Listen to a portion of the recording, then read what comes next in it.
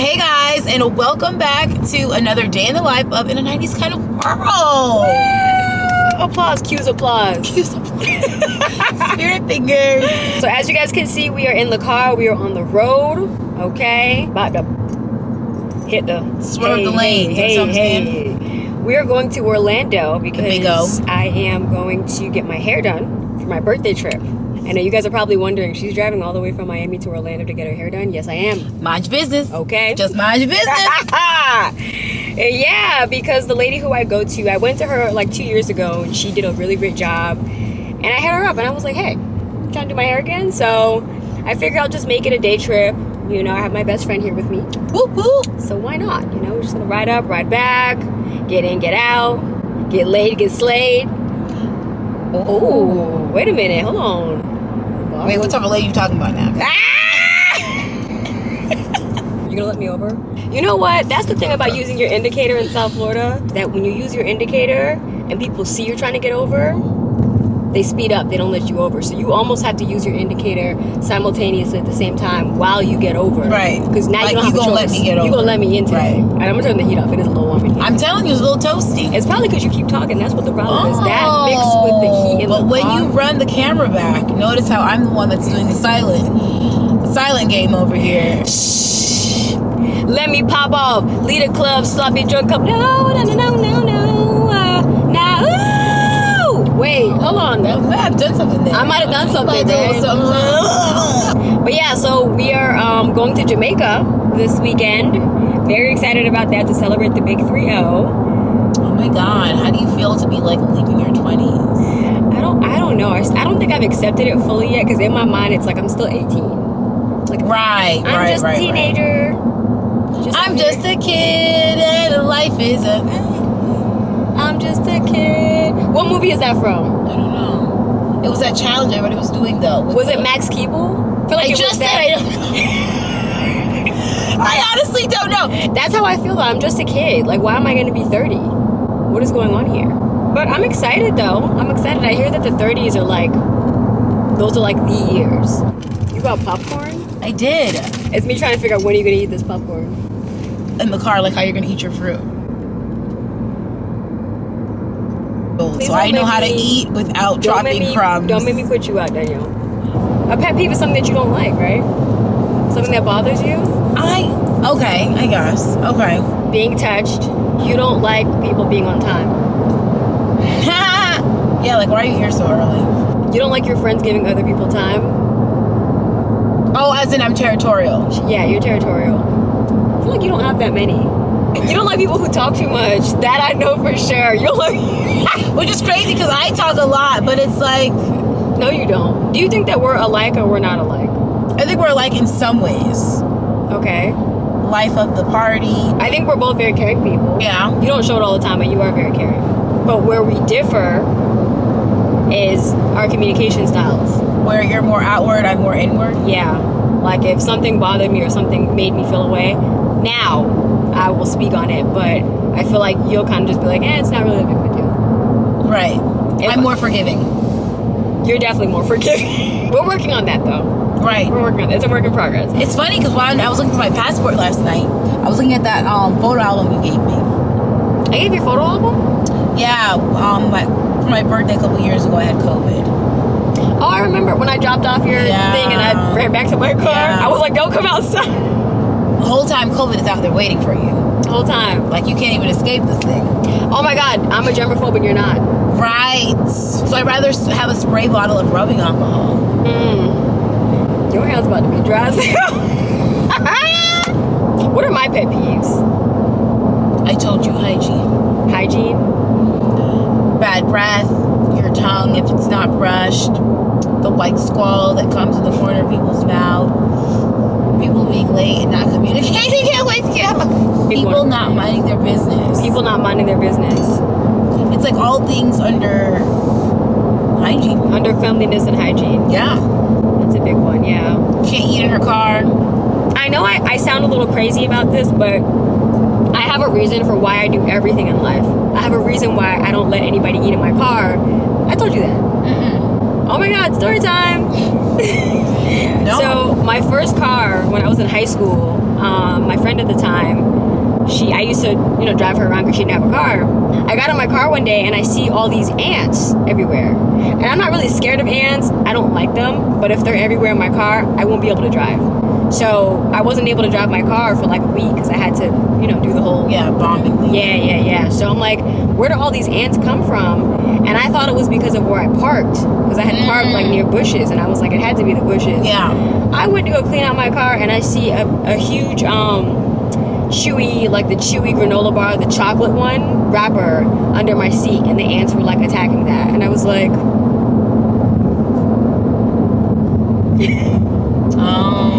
So I know how these things go, and I already know what the effect is going to be if something happens. So it's like I do my best to prevent these things from happening again. Like, I don't know, some people can drive with ants in their car. I can't do it. They're crawling on your legs and stuff. Like, I can't, no. Yeah, there's a reason why I'm the way I am with everything, because a thing has happened and now I need to move a certain way to prevent that thing from happening again. And this is why I have a hard time with forgiveness. You see how everything came full circle again? Yeah. Because somebody did something or showed you something or tried you, right? So letting someone back in after they have tried you in a certain way, it's allowing whatever to happen again. Is it forgiveness or is it more like trust? Ooh. Trusting that they won't do it again? Right. But then if they do it again, then that's on you. They already showed you how they're trying to move. So if it happens again, it's like, all right, well. Right, I've been forewarned. I already That's kind of on you at that point, yeah. And I think that's the misconception. I think, at least for my case, I feel like every time, because my mom always has this conversation with me, like, oh, you need to forgive and move on. You need to forgive. You need to forgive. I can forgive someone and never speak to them again. Right. Like, it's not like, I can see you out on the street, say what's up, People say hey. read that as, oh, you haven't forgiven because you're holding on to a grudge. You're doing this, you're doing that. But I'm just not going to allow you back into my space. And that's just what it is. But I forgave you, and if I see you out, it's not beef. Right. Or if I see you in a space where we both have to coexist, I can coexist, and I'm not going to be nasty towards you or whatever the case is. But I just kind of, I know the boundary now, and I'm not going to allow somebody back into my space who I feel like has crossed a boundary. People feel like when you forgive someone, you have to allow them back in fully and go back to immediately what it was before. And right. It's like it's hard to do that, Right. Oh my God, we're going to Jamaica. In like T-minus 2 days, less than 2 days. It's less than 2 days. Yeah. We gotta check into our flight. Oh my God, we can talk about love languages. Okay. The top of my list, it was words of affirmation, quality time, acts of service, gifts, and then last was physical touch. Physical touch will always be last for you. Please don't touch me. And it's so weird because we're best friends and I love physical touch. So it's always like, oh my God, give me a hug. Oh my God. Whole time she's hating every second of it. It's the lovey-dovey stuff. I'm not into it. A hug is lovey-dovey? Yeah. A friendly hug? Yeah. There's affection. No, sometimes I really don't hug you though because I know you don't like it. Even though I like to. Really? Yeah, it's not your I keep thing. telling people, do you? Because at the end of the day, I'm going to come around. I always but if you're not comfortable with it, that's not something that I'm necessarily I will initiate it. But if somebody else initiates it, it's fine. Sometimes I can't help it though. Because if you haven't seen your friend for like a couple of weeks, sometimes we go for a long time without seeing each other. And then when I see her, it's like, oh my God. So like I can't help it because I'm excited. It's over here like, hey. Yeah. You know what type of hug she gives? It's like the elbows to the sides and the arms under and the two pats. Like a dinosaur. That's or the side hug. The side hug. You love a good side hug. Yeah, my boss was like, oh, you're going to hit me with the church hug. Yeah. Absolutely. So what would be a comfortable thing, like a greeting? Like, would you say like a fist bump, a handshake? What would you do? I literally just, hey. Oh, a wave. Yeah. Okay, so not even a boop. What up? Right. Now tell me, what is the point of that? Oh my God. Not even a fist bump. No. But you know what, though? At least you know this and you're able to communicate that with people so that we know how to. And I think that's the most important thing about love languages. You have to know how to communicate it. Yeah. Meanwhile, I'm such a hugger. I hug everybody. Everybody bring it in. All the love, all the hugs. So my love language goes acts of service. Okay. That's the first one. I think it's from my daddy. Because my dad does a lot. Well, growing up, my dad did a lot of stuff for me, and he still does a lot of stuff for me, and I love that. Like anything to make my life easier. So like last week, it was like cold and raining in South Florida, and I was at my parents' house, and I needed gas. My gas tank was on like E, and I slept over, and so the next morning I got back in my car, and my gas tank was on full. Like this man took my car to go get gas and filled it up for me. And when I called him to thank him, he was like, well, it was cold and raining and I didn't want you to have to go out by yourself and like get your gas. See, and he didn't have to touch you to get that direction. This is the point I'm trying to make.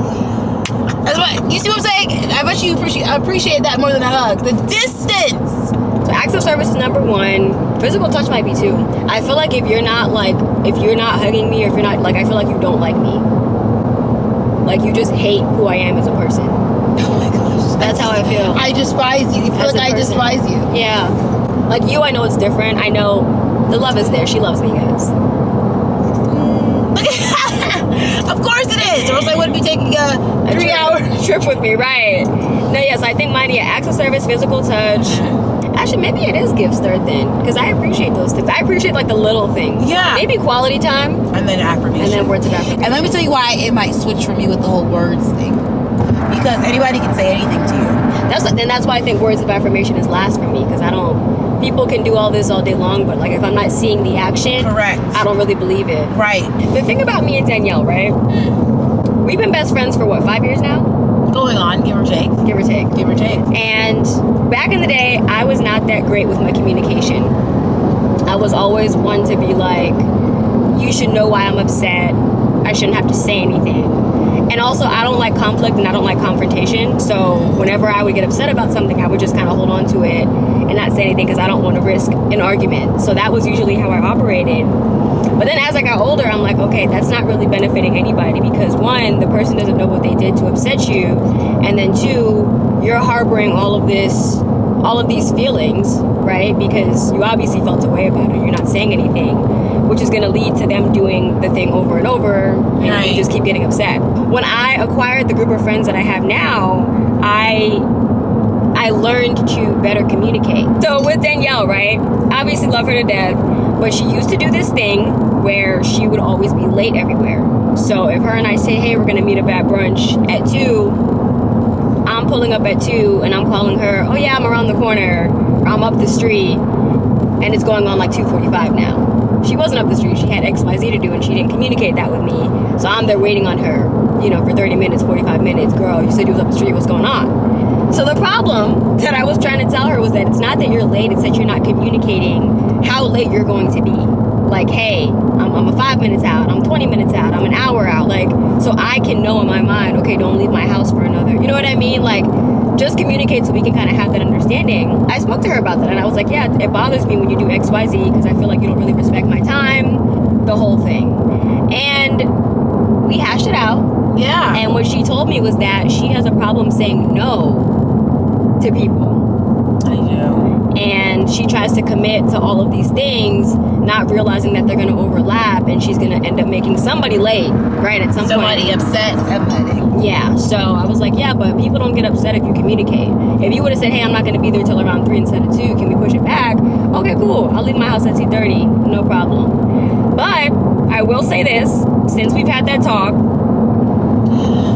we be vibing. Hey! It's been great. She's been communicating more, and I'm really proud of you for that. Yeah, thank you. I'm really proud of you. Words of affirmation. Yeah, I'm proud of you. Because see, if you didn't mean it, you wouldn't have said it. Right, and yeah, I don't say things I don't mean. See? Yeah, but no, I'm proud of you because you know what? It takes a big person to receive criticism like that. You know what I mean? Because we didn't argue about it. It wasn't an argument. No, I don't think it needed to be. Right.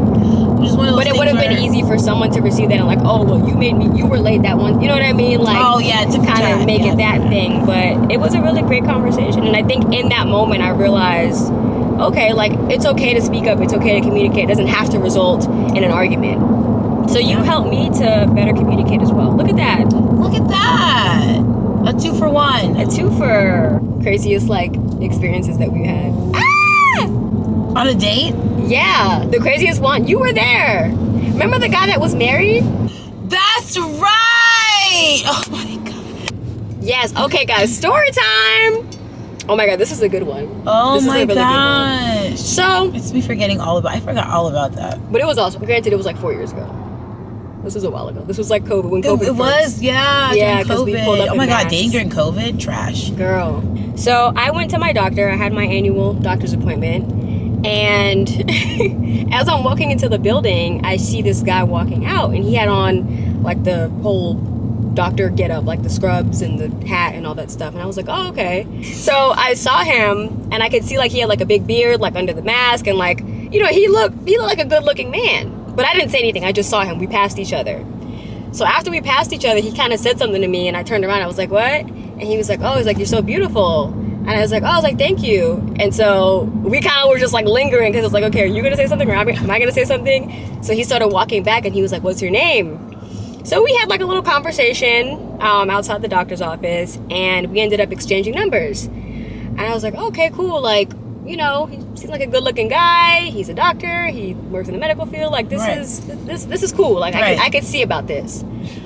So we're texting, and he's like laying it on thick. Like, I can't wait to take you out. Like cream cheese on a bagel. Listen, when I tell you, I was like, oh, okay. Like, you know, so we're thinking about setting up a date. Like, things are looking good.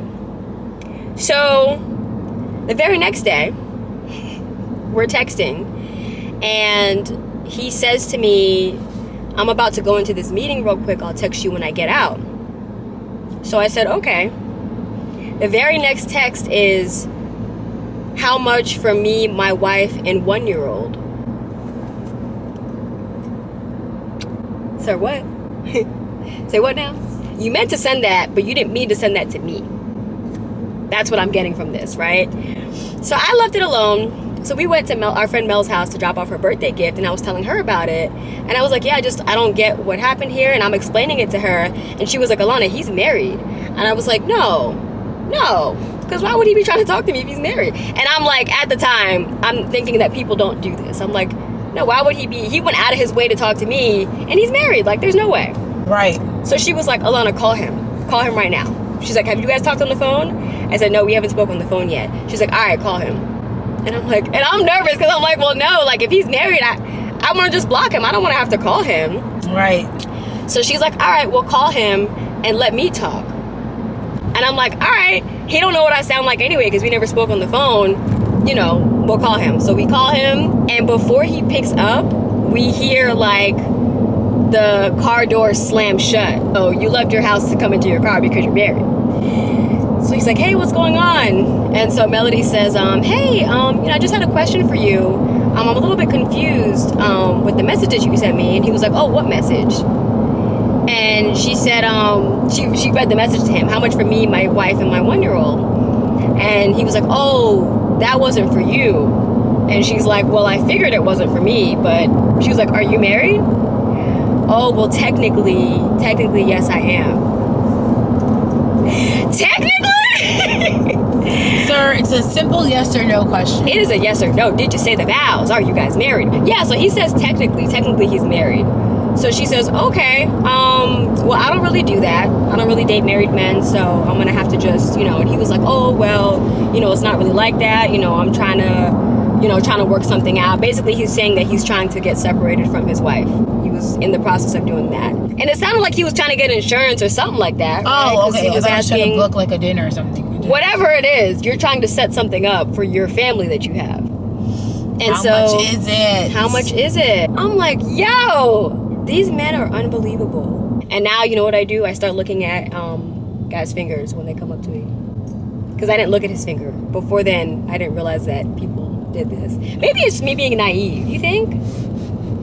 Yeah, because definitely when you go on dates, you now have to be like, are you married? Or are you seeing anybody? Do you have kids? Like, these are the... I didn't ask these questions beforehand. Granted, how old was I? 25? This was COVID, like the beginning of COVID. So I didn't really have a lot of... You know, I didn't really have a lot of dating experience because before that, I had a relationship for 3 years. So I wasn't dating a whole bunch of people. So I guess I just didn't really realize that these are questions that you have to ask. Even my mom said that. So these are questions you have to ask? When I told her about the guy, and I was like, yeah, he's good looking, he's a doctor, and she was like, does he have any kids? Like, is he married? Did you ask? And I was like, well, no. I don't think he'd be married if he's asking for my number.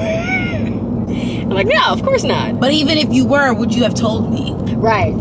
Because they keep those. Because had he told me he was married, the conversation would have been done. The universe was looking out, because I'm glad that he sent that wrong message to me, because who knows how long he could have strung me along for months, and then I'm finding out he's married later on, you know? Next thing you know, the wife catches you two out. You're on cheaters. And it's dangerous. It's dangerous. Imagine me and him go out on a date, and the wife pulls up, and now she's trying to fight me. And I didn't even know you were married. Nah, because you put my life at risk now. I didn't even think about that. I'm trying to tell you. But if that was to ever happen, you can always pull out the stick. Beat him in the head when you pull out the stick. Hit him in the head when you pull out the stick. Are people... I feel like people who don't live in South Florida don't know that song. Oh. Pull out the stick?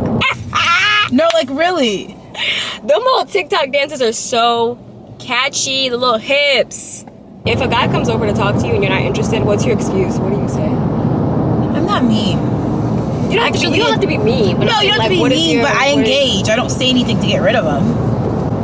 You don't say, like, I have a boyfriend, or like... No. You'll sit there and have a full conversation even though you're not interested? I don't know. It's small talk. Okay. Maybe they just kind of get the hint based on body language, but I'm not going to be like, oh, okay. But you know what? For you, Danielle, I feel like even if you were interested, whether you were or weren't interested, you would still be the same. So that's why I ask you that, because I'm like, you're just so nice and you don't want to hurt anybody's feelings. So it's like, if you like the guy, you're going to be exactly the same as even if you don't like him. Yeah. At what point does the guy know, like, oh, she's interested or she's not interested? I guess when he asks for your number and you either say yes, you would still give it to him even if you weren't interested. You would still give your number. Yeah. And I would still talk to them on the phone. So you don't know how to tell him no? Yeah, like, I don't know how to... You just say you're not interested. I feel like if I was a guy, I would be really upset with you if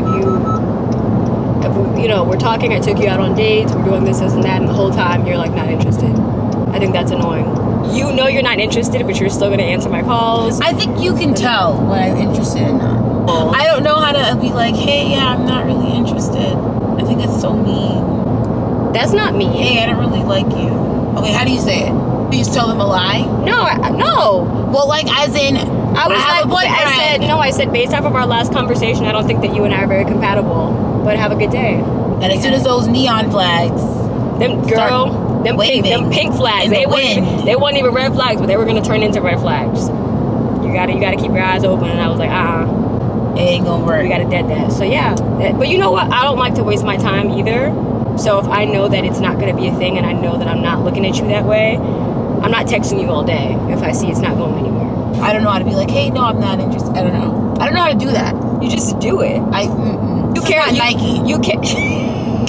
I just can't do it. Like, it's. I don't know. You care about how it's going to be received.